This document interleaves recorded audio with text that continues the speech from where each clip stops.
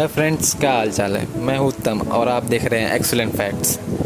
तो जैसे आप जानते ही होंगे कि दुनिया की पॉपुलेशन धीरे धीरे बढ़ती जा रही है और आप सोच रहे होंगे कि शायद हम फ्यूचर में स्पेस में जाके रह सकें। तो मैं आपको स्पेस के 10 ऐसे फैक्ट्स बताऊंगा जिसको जानने के बाद आप खुद डिसीजन लीजिए आपको क्या करना है। चलिए शुरू करते हैं फिर।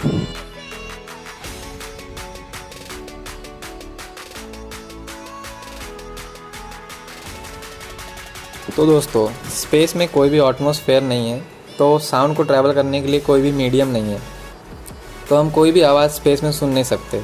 एस्ट्रोनॉट रेडियो की हेल्प से कम्युनिकेट करते हैं क्योंकि स्पेस में रेडियो वेव्स ट्रैवल कर सकती हैं। वीनस हमारे सोलर सिस्टम का सबसे गर्म प्लैनेट। इसका टेम्परेचर 450 डिग्री सेल्सियस एवरेज है।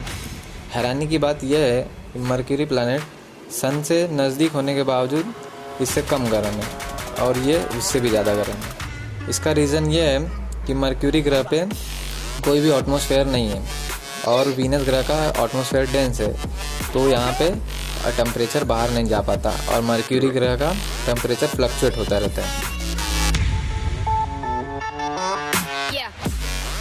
स्पेस की असीमित फैलाव के कारण ये कोई भी नहीं जानता कि स्पेस में कितने तारे हैं। खाली अनुमान लगाया जाता है कि हमारे आकाशगंगा यानी मिल्की वे, हमारी खुद की गैलेक्सी, उसमें 200 से 400 बिलियन तारे हैं।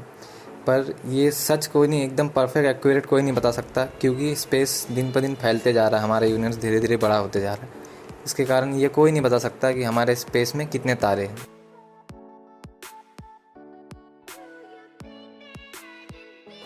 नासा अमेरिका की एक स्पेस एजेंसी है।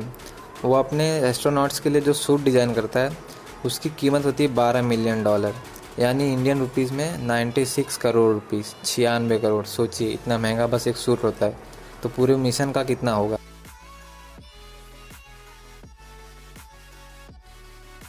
न्यूट्रॉन स्टार सबसे घना और सबसे छोटा स्टार होता है।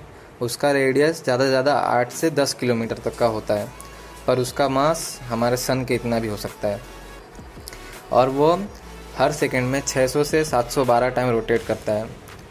उसके एक एग्जांपल के तौर पे समझेंगे कि उसका मास कितना होता है।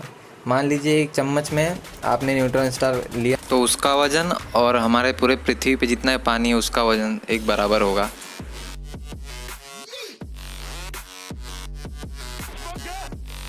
एंड्रोमेडा गैलेक्सी, जो हमारे गैलेक्सी के सबसे नज़दीक वाली गैलेक्सी है, वो गैलेक्सी धीरे धीरे हमारे करीब आती जा रही है 110 किलोमीटर प्रति सेकंड की स्पीड से, और यही कोई 4.25 अरब सालों में वो हमारे गैलेक्सी से मिल जाएगी और एक नई गैलेक्सी फॉर्म करेगी।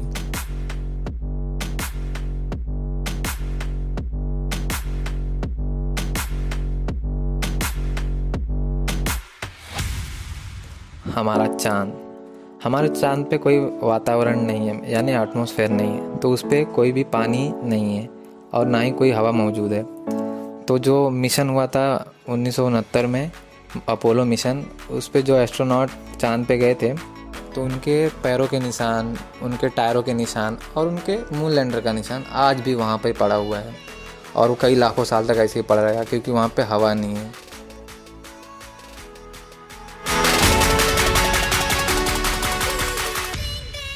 एस्ट्रोनॉमर्स के एक ग्रुप ने एक बहुत बड़ा बादल ढूंढा है जो हमारे धरती के समंदर पे जितना भी पानी है उससे 140 करोड़ करोड़ गुना ज़्यादा है, पर वो हमसे 10 अरब लाइट ईयर दूर है। तो फिलहाल हम तो उसे नहीं पा सकते, पर फ्यूचर में शायद हम उसे हासिल कर सके तो हमारी पानी की समस्या कम हो सकती है।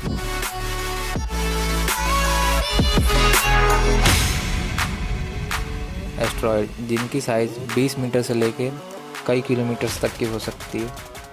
तो फिर आज तक का सबसे बड़ा एस्ट्रॉयड खोजा गया है जो इटालियन साइंटिस्ट ने खोजा है। उसका साइज़ है 965 किलोमीटर, जो मार्स और जुपिटर के बीच के जो एस्ट्रॉयड बेल्ट है उसमें पाया गया है। सोचिए 965 किलोमीटर का, अगर ये धरती से टकरा जाए तो क्या धरती का क्या होगा।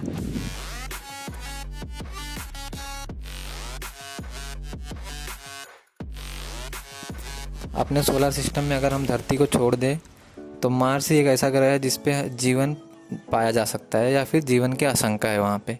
1986 में एक रिसर्च के द्वारा उस पर माइक्रोस्कोपिक फॉसिल्स पाए गए थे बैक्टीरियाज के, जो वहाँ पे कई लाखों साल पहले ज़िंदा थे। तो ये सबूत है उसका कि शायद पहले मार्स पे जीवन था, तो आगे भी हो सकता है। तो दोस्तों, थैंक यू फॉर वॉचिंग। आपको अच्छा लगा तो लाइक कीजिए, सब्सक्राइब कीजिए, कमेंट कीजिए। Thank you.